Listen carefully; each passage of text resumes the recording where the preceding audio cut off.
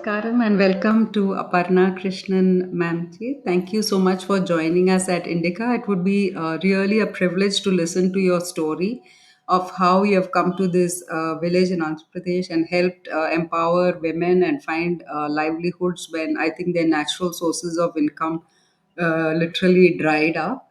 And could you tell us briefly about the village? How did you come there? I My surname is actually Muni Pelle, and it is supposed to be in a village. I found four villages by that name in Andhra Pradesh, but I have no idea how the village is, or because we migrated to Tamil Nadu. So this is the case with most of us migrants. We have no idea where our roots are, only about the places where we grew up or where we are now staying. So, how did you go to this village and start your work there? Paalaguttapalle. This is not my village. My village, again, it's similar to your story. We moved Okay. out long back. So it's a village in Palakkad with which we don't have too many links now. Yeah. This village I moved into because our friends were based here. It's their village, Uma Shankari and Narendranath. Mm. So they moved here. We moved here in 1995. They moved about 10, 15 years before us. They were working in Hyderabad. They left and came back here. They have lands, and this is their village. So they were into agriculture and working with farmers on various farmers' issues. The context was Gandhian, their basic framework. And they were looking at local economies and the whole Swadeshi and local livelihood. So it more or less fitted with what I was searching for. I was in the IT sector. Couple of years down the line, I realized that it was not really connecting to Mm. the ground issues which were bothering me. I didn't see how Mm. that code was going to actually impact, even if you're staying in India and working for an Indian company and doing all that, how it was really going to impact poverty, disparity, all that. That connection was not visible to me. So I left and started looking around.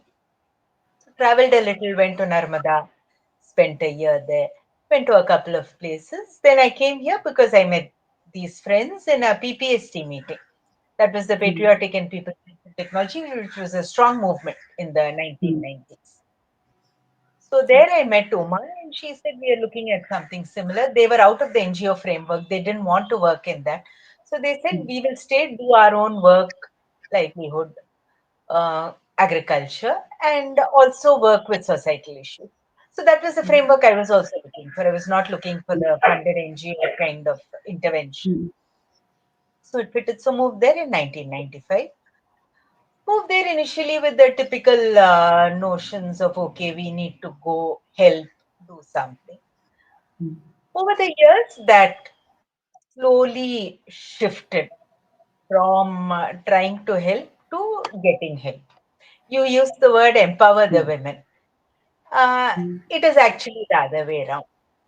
Down the years, I have found my context, my roots, my understanding, my country through the village. Mm. So, in a sense, the empowerment has worked in the reverse way. Yeah. I gained my own understandings and myself through these women, through the village. So, India still lives and breathes in her village. Now, what dharma we speak of, which is a theoretical construct largely, you find it lived in the villages. Dharmam, Devudu, these are words which come up every alternate sentence. So, in a sense, one finds oneself there. So, anyway, I moved there. So, then down the years, we worked on different issues with the community.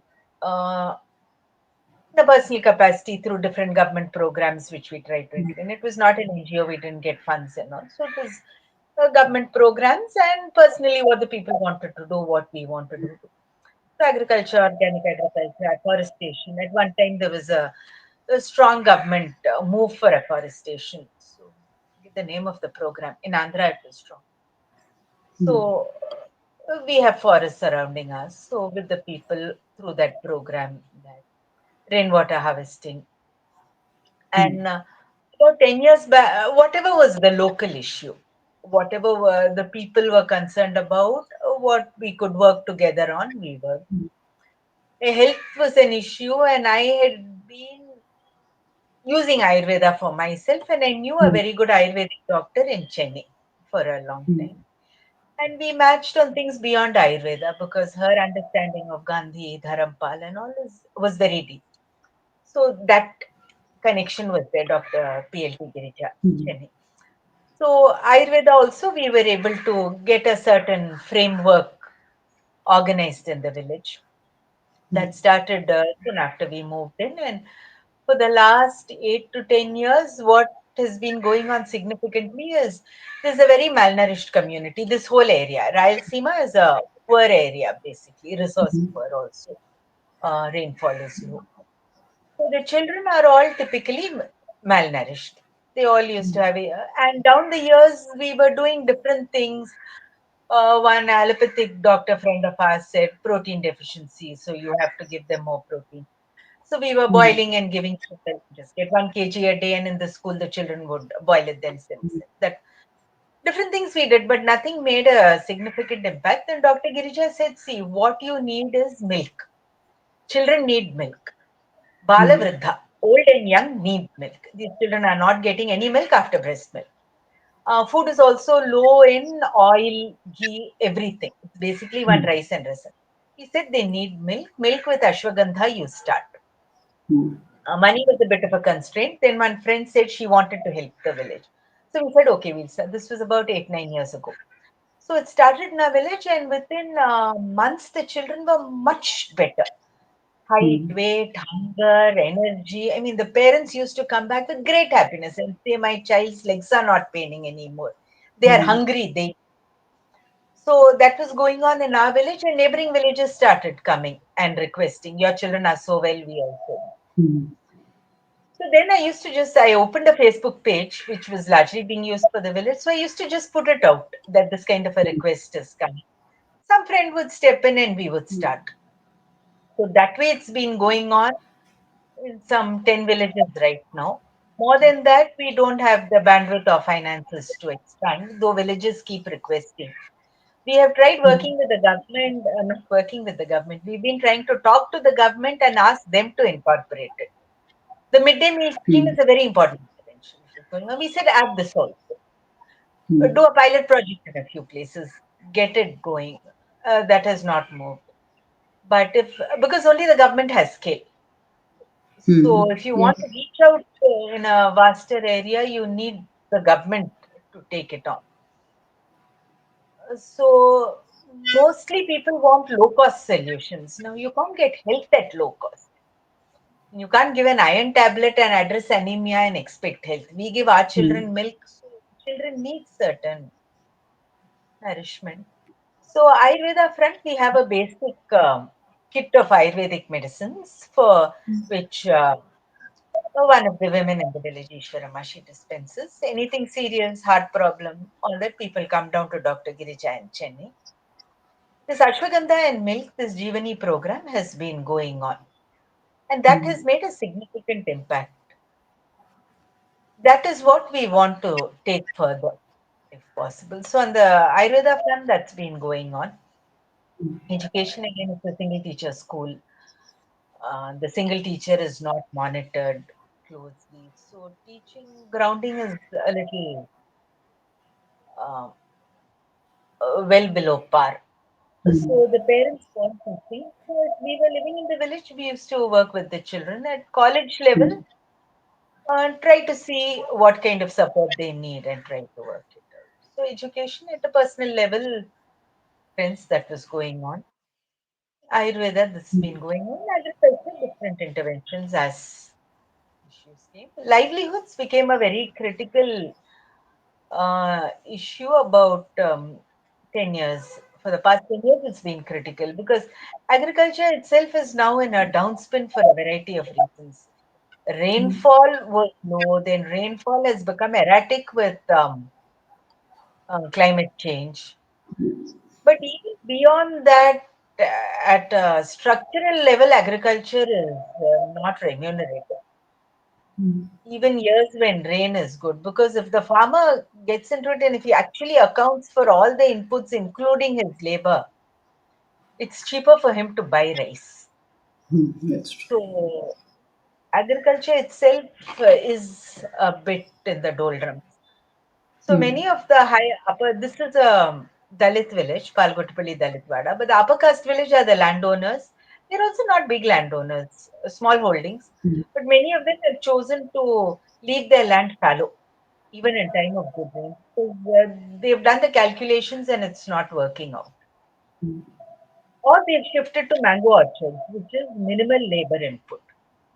So the landless people have an issue of livelihoods. This is across all villages. It's a critical issue. Many of them have moved out. Tirupati is close to us, so they have not had to do interstate migration for work. So they go to Tirupati and work as watchmen or some small jobs they look for. So across Andhra, across the country, rural livelihoods is something which needs to be critically addressed. Agriculture has to be made more remunerative. That has to be figured out at a policy level. Along with that, livelihoods has to be addressed. Otherwise, migration is what is on the cards. And urban India can't absorb so many people. It doesn't make sense not addressing rural livelihoods. So the women have gone for a few interviews and spoken. So Chinmay had done a video with them, an interview of them. So Chinmay Shripada, she's a famous singer. She had come to our village. So there she asked them, so what is your vision 5 years hence, 10 years hence? Do you see yourself moving to the city? They were categorical. They said, why will we leave our village? We want work here. That's all. So that is the rural take. They know what urban India has to offer them. It's nothing very attractive. So here the women have been stitching bags. So that we've been working together. Bags have expanded to various other products as well. So that is a local. It started with a small order of 100 bags. The women got together and said, "See, there's no work. One thing we know is stitching. Two, three of them knew stitching through some government program. So that's how it started. So they said, "Shall we try?" I said, "Okay, I'll ask around if there are orders." So it started small, and through their quality and their tenacity, resilience, they've sort of lasted out, made whatever the customer wanted, learned different things which needed to be learned, gone out for exhibitions, meetings on their own. So they've taken a lot of initiative, and over time, it's built up into a market across India and across different countries. So that is one, but it's restricted to our village. So, and I've not been very much in the village last few years. Various family requirements have been in and out. So this business, the women have largely built up on their own with some handholding from a few of us. I was helping with the marketing. Another friend helped with the website. Another designer, Arun Kombe, he has been working with the designs, whatever the customer wants. A few of us from different places have been helping a little. So the women on their own have built up a world-class setup. So the more important than the business of the women is the fact that rural India is capable of producing high quality stuff with a little bit of intervention. And that again, we've been trying to talk to the government. They were covered by at, over the years, they've been covered by different media. Hindu covered them, Indian Express, then all the Telugu dailies covered them. So at that point, we tried to talk to the government and talk to the collectors and the local government and also through the media, saying that at the least reserve bag production for villages, because that was the time of the plastic ban, and this could have worked out as a good village Compliment. opportunity across the villages. The government didn't do that. So what happened was uh, uh, private parties got in, garment manufacturers. They have bits of cloth, so you just make three stitching around it and you've got a bag, which they were able to sell for 5 rupees, 10 rupees, which you can't if you have to sustain livelihoods. Because the thinking was not complete, it was just plastics. You have to Hmm. look at plastic as an environmental issue. You have to look at livelihoods as a social issue. If you look at things in integration, then one can come out with good solutions, integrated solutions. That has not been happening. It's been a very piecemeal response. Hmm. So at this point, we've been trying to talk to the government and get something larger Hmm. taken on by the government, but that's where it is. Hmm. I did see the site with the bags, Aparnaji, and the bags were the one with Nataraja print. And they were like very sophisticated, but they're also very urban looking. Like I remember that in our villages we used to go with manjapai, or that that crisscross plastic one to the kovil. So is a urban aesthetic being introduced into the making of the bags, or is this the design that they would also because beige or white is not the color that they usually, maybe white, yes, but like in terms of a very local aesthetic, even the saris that they wear are so bright and so colorful. So do we by, not you, I mean, but us, urbanites, do we even if we do give an opportunity to, I mean, if the government sets up, will they impose an urban aesthetic on the manufacturing? It was basically a livelihood intervention. We have gone with what the customer wants. Mm, If you look at it in a sense, this is not what we set out to do when we moved to the village many years back, mm, because local production, local consumption is the Gandhian model. It is what is long term sustainable. You need to mm, produce things which you can also sell locally. You should not be dependent on a faraway market. Should not have to cater to their tastes.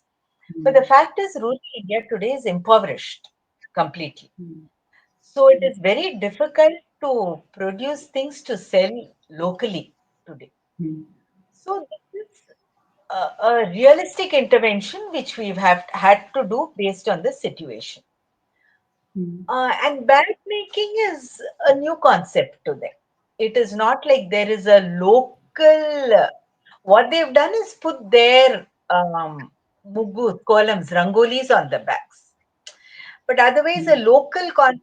See, this is not a weaving community. Also, it's basically an agricultural community. mm, This was a tangential thing they've taken on. mm, So they have not put too much of their own what is needed. They've been doing with full mm, initiative. The customers wanted prints, specific kind of prints. They went, stayed for 3 days in Chennai in a shop, learned mm, screen printing with another friend, Vignesh, because they didn't know the language. This was right in the mm, beginning. So there were mm, many stumbling blocks. It doesn't happen easily. It has needed hand holding, but with hand holding, they've been able to take it through. So they discovered that customers wanted prints and they didn't know how mm, to print. Screen printing to go and learn it was very expensive. There was no way that could be afforded. And I just put mm, it on Facebook. A friend, his father, Narsimhan Shesh, he stepped in. He said, I have a student who's running a small shop in Chennai. Can the women go there? I asked the women, they said, we are ready to go, but we don't know the language. Then this other mm, friend, Vignesh, who had connected over Facebook, he said, I'll go with them. He didn't know Telugu, they didn't know Tamil, but they just took it up. As mm, a team, three women, mm, and he went, stayed, slept in that small shop for 3 days. He went back to the village with them. Through every customer order, he would travel from Chennai to the village for a it's been amazing. The whole effort has been something which is centered around the women, but which has brought in the most wonderful people very actively mm. across. Yeah. Coming back to your question, have they introduced their aesthetics? Not much. Do we bring in an urban effect? Yes. That is the result of any urban intervention. I can point out more problems to you. Now, see, what we do is, as a urban, seeing a money paucity in the village. What a person like me can do is help monetize. There is a fundamental problem in it. A community especially a back quote unquote backward community, a remote community. It's the social network which is most important, their own social mm, network which sustains them. Once you monetize things, okay, I'll take a simple example, pickles. They mm, make pickles locally, they share it around. They might sell a little, somebody might sell a little to somebody else, but largely it's sharing. mm, Once we started making pickles and selling pickles, they needed the money. Without that, things were very tight. That step mm, at that point was required, it's still required. But the minute you monetize it, that sharing comes down, which is mm, a very serious question I have. mm. But the fact is, in the here and now, there is complete lack of money. Everything else is monetized. So you're not acting in isolation. Health is Yeah. monetized, education is monetized, so money is needed. So we step in with that because we are not able to create that vibrant rural economy. Mm, And it can't be done singly. It needs a country to think of it. It needs the larger society to focus on it, to give it that push. What we need is that a vibrant rural economy, self sustaining, engaging with the urban as far as required. That has to be the economic understanding of a country. That is not there. We are going in the mm, other direction. We are going very fast in the other direction. So, in this situation, mm, we are having to look at opportunities which bring money. It has the problem you brought up. The money is outside. So, we have to engage with the outer community. We have to go with their requirements also. So, to mm, an extent, we promote us. Our pickles are handmade, local, and people want the local taste, local. To that extent, we go with that. They are happy with the columns and mugos which the women embroider or print. Those are again rural things. So it's a mix of mm. both. But the Yeah. client is urban, and if you want to sell, you will have to engage with them. The only way out is Gandhi's understanding of a local economy, of a rural economy. In his own time, it started getting distant. Today, it is even more distant. So, in the here and now, we are working with Mhm. the reality we have before us. So many concepts which are very fashionable now are very different in at the village level. Like when we talk, we romanticize minimalism and simplicity and what we think is charity. But at the ground level, what is minimalistic for us or simple living is nowhere close to what they actually live and breathe every day. So, is there, a way of actually understanding these trends and these values from their point of view? Aparna, just 1 minute. Huh? Somebody's just give me a minute. Emma, Enema. Um, yeah. No, no, these words are just trending words as far as I see. Sustainable, minimalist, socialist. What, Hmm. where it actually exists is in the village. It's lived and breathed there. The urban can only understand it if he engages closely with the village. There are villages all around India. So it needs that engagement. This Paalaguttapalle bags has to an extent done that because Hmm. we've engaged with a lot of people closely, and people, some have come to the village, stayed there, lived there, not in a exposure mode Hmm. or in a do-gooder mode. They've actually got involved with the work and the women and all. So they've learned. Everything exists only in a village today. Urban India is rootless. So all these Hmm. trending words are also meaningless. Though Hmm. they are there, those words are there, but rural India is itself changing, but it will take a long time for it to change very much. If we can put the brakes, reverse, but it is definitely getting more consumerist. That consumerism Hmm. is being pushed, and that is the agenda of the capitalist. You see those 5 rupee kurkure packets, ₹1 shampoo packets, those are aimed at rural India. How long can you expect them to resist it when the push thrust is so strong? But despite it, yes, rural India lives and breathes both sustainable living, environmental this thing, and what dharmam is. Like the so-called charity philanthropy, they have no words for it. You just give. That's all. Anybody who asks, you give. One person had come, asked for Annadanam in some distant village. People gave whatever they could because Annadanam has to be supported. This was in my initial years. So then I asked them, what if he misuses it? The typical urban mistrust. Because it was somebody they didn't know from some far away. They said that is his karma. Our dharma is to give. So it is very spontaneous. That is still alive. This consumerism is what is making its inroads. For those roots to be shaken will take longer. Those roots run very deep. So, and they exist both in rural India and in urban poor because the urban upper class does not have it. It just has some theories, either some hashtags or it's well read. That's about it. Lived thing I can find in this lady selling flowers on the footpath or this man who repairs my cycle. In them, I see commonality with rural India. So the less quote unquote educated people, less um, well off people are the ones who still hold it with them. And to learn it, we have to go to them.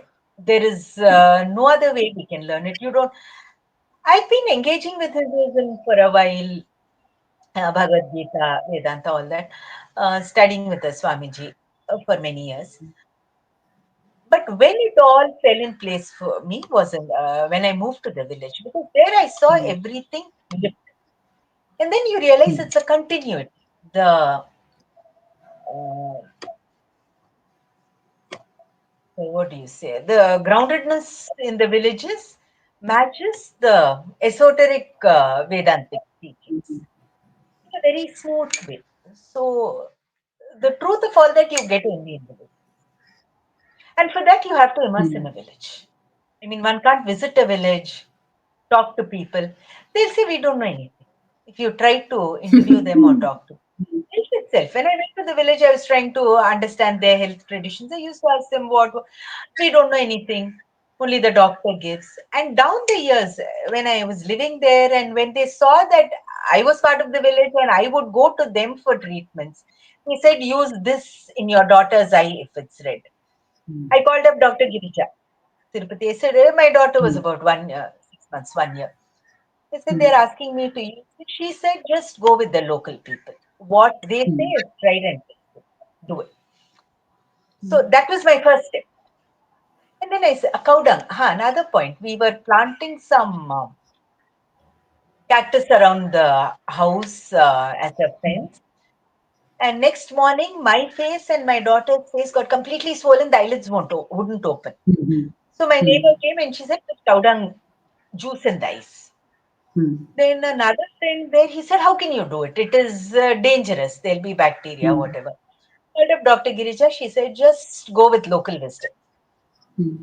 Just they know best what works. And it worked. Two, three interventions like that. See, I am urban. So I needed Dr. Girija's confidence to build up my own confidence. Now my confidence is there. The local understanding. So they know everything, but it is not articulated or structured. So one can't go as an NGO saying, I'll document local wisdom. Nothing will come. You need to invest in the village for years. Now, how we immersed by giving them. They saw us as one of them and slowly, maybe there are other ways of immersing, but it is not structured in a format one can document. One has to very slowly understand, and then it went to mantras. And initial years, I didn't believe in the mantra chikitsa. So Ayurveda itself very specifically stands with mantras. I've been studying. I studied engineering, but that was a brief 2 3 year period of work. After that, I've been reading Ayurveda and working closely with Dr. Girija. So I've learned some basics of it, read some texts of it. So there, Ayurveda clearly says for snake treatment, mantras. So village people, for their treatment, it is equally herbal and equally going to Vaidudos for mantra. They will either Mhm. chant mantras on some vibhuti and give, or tie those amulets and give some Mhm. restrictions on what to do Amavasya. Those work as effectively. That took me years of living there to veer into that and then use that also. Dishti, removing dishti. Now I anything my neighbor removes, I go, my daughter goes. So that is a very big part of the local wisdom. Sorry, where did we start? Yeah. Yeah, you said About simply, yeah, these standard, values. And, yeah. minimal, So, minimalistic. yeah. Yeah, no, they're all But I subject also, to them. yeah. I also have an ancestral connect to Tiruvayyaru, and every year during the Aradhana, everybody comes down, and there's a Correct. big festival. But once it's gone, again the village is back to its old pace and the way of living. So, many people have said Tiruvayyaru should remain like that. We shouldn't modernize Tiruvayyaru, because then the history and the culture of the place will become modern. So they are trying to impose a certain, pause in Tiruvayyaru's growth. There is no hospital there. There is no proper, except for one school. There is no other government school. There is no other school in Tiruvayur. You have to go to Tanjore for any treatment or for education, higher education. There's no college in Tiruvayur except for the music college.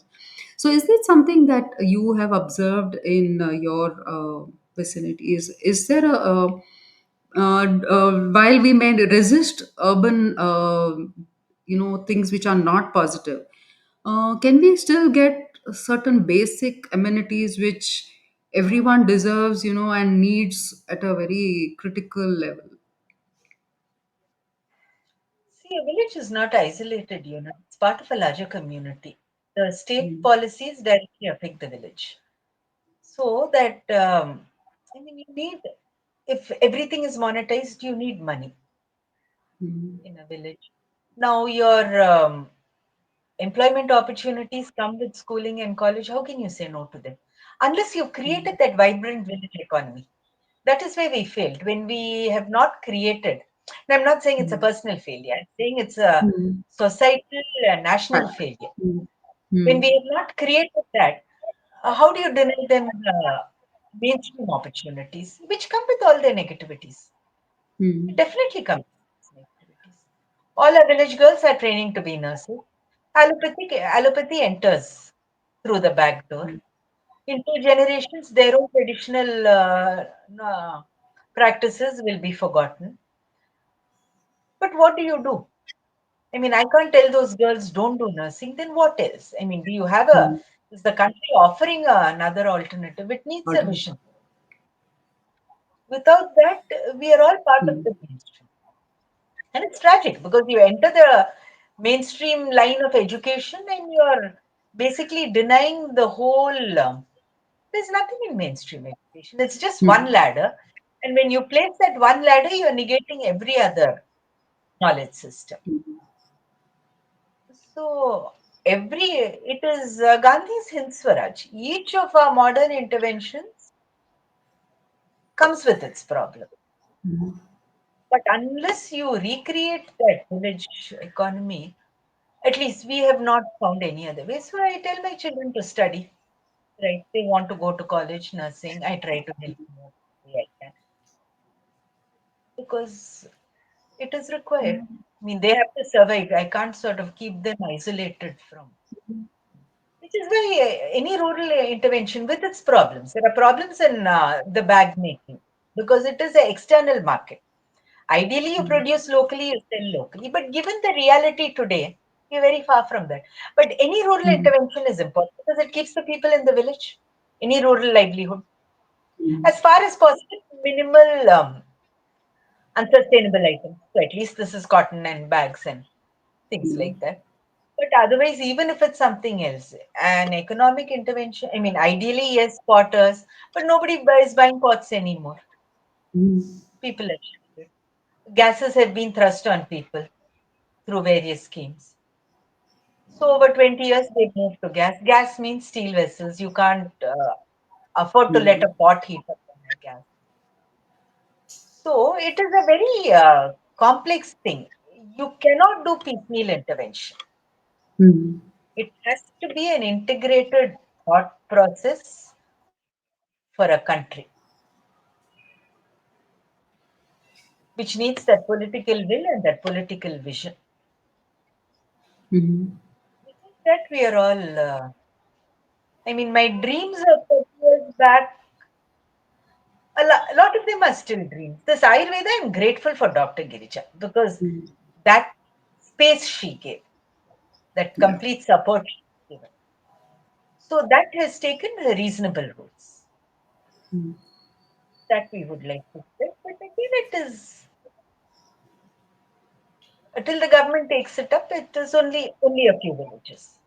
It will be a part. I mean, everything has to be integrated. Your health. See, you can't say Ayurveda and have no other option for children except modern schooling and becoming nurses. At one level, you're denying the traditional knowledge system. But where are you going to absorb all this? So it is very complex. On the ground, you have to deal with ground reality, and in that, make your balances, make your choices. Try not to go too much off path. Hold on and realize when you're going off path. You might need to in the present, but you have to be aware of that it is taking you away from your destination. So all the children encouraging them to go through school and nursing and all is away from my final vision. But okay, in the here and now, it's needed. So that is my So you mentioned in your other interview that your daughter studied here in the village, and she's probably far better than if other school children who have grown up in cities and spend so much of their time with now with gadgets and inside closed She classrooms. had So, but childhood. Better, in worse, terms I of don't want to as words. She grew up in the village with some of the happiest children I've known, and with the understanding that happiness is not. They're the happiest children I've known, and they've had the least of material possessions, which is a very important reason. And to her now, her avva, peddamma, pinni, all her relatives are the village women and men. That gives a practice for life. For life, the so-called poor people, she will not see as poor people. They are all equivalent of Ishwaramma, Chinnapapamma, Anandaya. They're all very respectable people, and that's what the poor people in cities are. They're all respectable people. Many of them are farmers who've lost work there and who've come. So these things you learn when you live in a so-called poor community. You learn so are genuine sorry. values, Yeah. So are the and children otherwise, who not in school. School completely ties you up. But again, this is a qualified statement because homeschooling is a privilege. I mean, she had educated parents and she was able to write her 10th and 12th privately. That's not the option for most. So, do we need schooling? If not schooling, what? Schooling itself to me is a questionable system. And then if schooling, then what kind of schooling which does least damage? So these are the larger questions. She had the privilege to have a background where she could write her 10th and 12th privately. So she had the space to do other things. She learned Sanskrit, she learned Ayurveda. She was with me in the clinic when I was there. Sanskrit she read quietly because she didn't have the school pressures. She just took her 10th board and her 12th board, NIOS. So that space, but that is a very personal angle. Given her context, she was able to do it. Now what about she's the doing social? She's doing well. Good. So, what about the social situation in, for instance, in Tamil Nadu?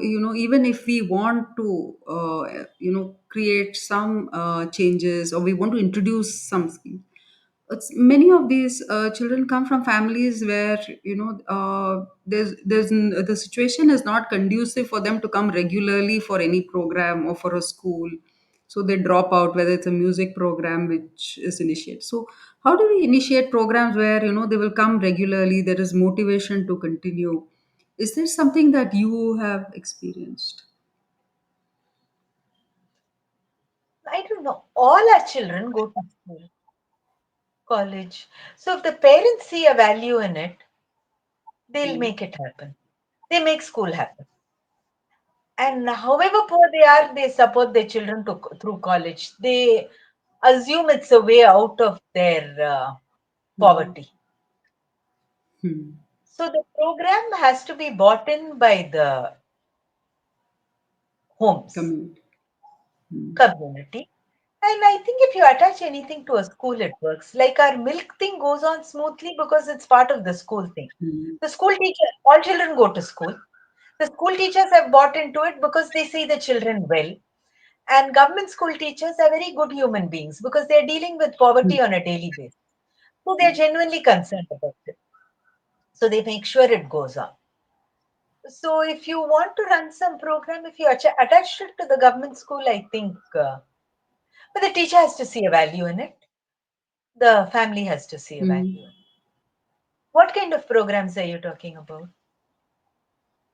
Like for instance, in there's a music teacher called Rama Kaushalya ma'am in Tamil Nadu. She started teaching music for and computer small computer classes for children of rag pickers and very poor families. So she says Mhm. they'll come for a while, and then again the hardships at home, a drunken father maybe. So they will come for 2 3 months, and then this like discontinued. So she says her own will to continue is like sometimes comes down because of a repeated non-continuation of programs. Maybe it varies from place to place. I have not seen that in our village. Our village, all the children used to come to study in the evenings. Every day they would come without fail for years. Summer, they had put the children in, the parents had put them in some computer class or something. Mm. All the children spoke English. We were not there in summer. Every parent made sure the child went. Mm. So our area, it is a very poor community. Andhra does not have drunkenness of the kind Tamil Nadu does. Tamil Mm. Nadu, the state is pushing arek shops, Mm. tasmac shops everywhere. So there is at least urban Tamil Nadu, every poor family seems to be most of the poor families seem to have a drunken. Mm. So maybe drunkenness is more real in Tamil Nadu. I don't know. Though Yeah. drunkenness is on the rise in Andhra also. It's an issue. It's definitely not a non-issue. Mm. Prohibition was there, then prohibition was removed. After prohibition was removed, drinking is going up. It's a concern for us also. Mm. But it's not like men are drunk every night. I mean, they're all responsible parties Like, in our mm. area. So, but if you So attach it to a school meeting, yeah. So, as a final question, I think Modi ji said in his first term that all of us who have like an instinct or a desire to work in villages should adopt a village, preferably our own, and do what you're doing. Do you, as somebody with so many years of experience, if somebody like me had to take a step like your bold step like yours now, what would you advise? And what are the things that I would need to do in order to live and contribute, or benefit also from the interaction? see, you just need to you need to go to a village and see what they want. Quite often, it is spoken English classes. Entry point. Any entry point is good. Or if you're a doctor, that's the entry point. Ayurveda or whatever. If you're a doctor, that's an entry point. They value classes after schools. They value computer training. They value Hmm. anything is okay to get the doors opened. Hmm. It has to be done in a sustained fashion. Over years, other things open up. And it's not a bold step, it is the best step one can take.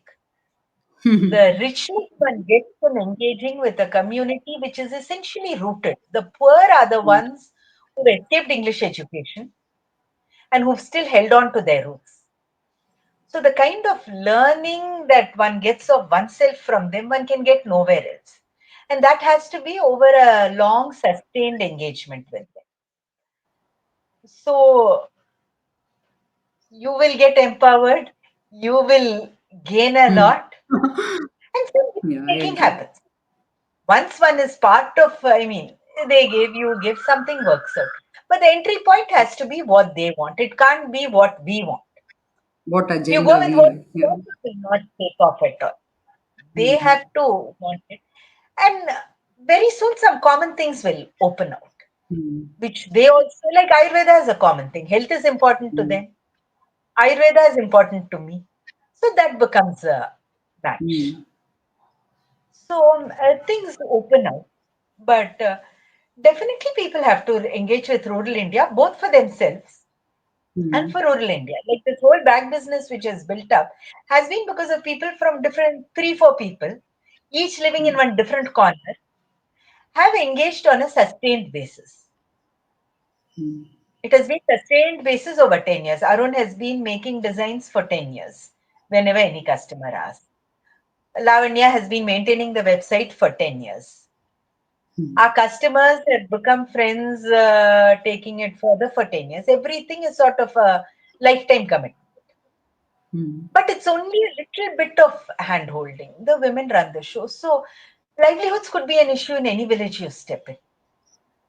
So then what they can make, what skills they have, and then that can be started.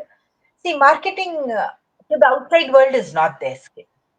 So there we step in. It can start with a very small thing. It can be some pickles or vadams or something, which they sell to a few people. We can handle Instagram and Facebook for them. Hmm. Slowly build up a network of orders so that they might value. So once we go in, we'll know what their felt need is. But rural India, Hmm. getting vibrancy is important. Getting vibrancy in the Gandhian sense is very important. But that is not going to happen today because every Hmm. policy is against it. You first stop selling 1 rupee sachet packets. You Hmm. can start Hmm. bringing back those older alternatives they were using. So you need to stop a lot of things at the policy level to get that Gandhian local production, local consumption, self-sustaining village back. Till then, what is required? One acts in the here and now. Thank you so much, Shapnaji, for your time and for such a lovely interaction. And if there's anything that Indica can do to support your programs, please do let us know, and we will see how can we go. Yeah, we'll be in touch. Mm. Yeah, anything else? Just call. Yeah. We'll be in touch. Thank Thank you you. so much. Thank you so much. Thank Such a lovely conversation. Thank you.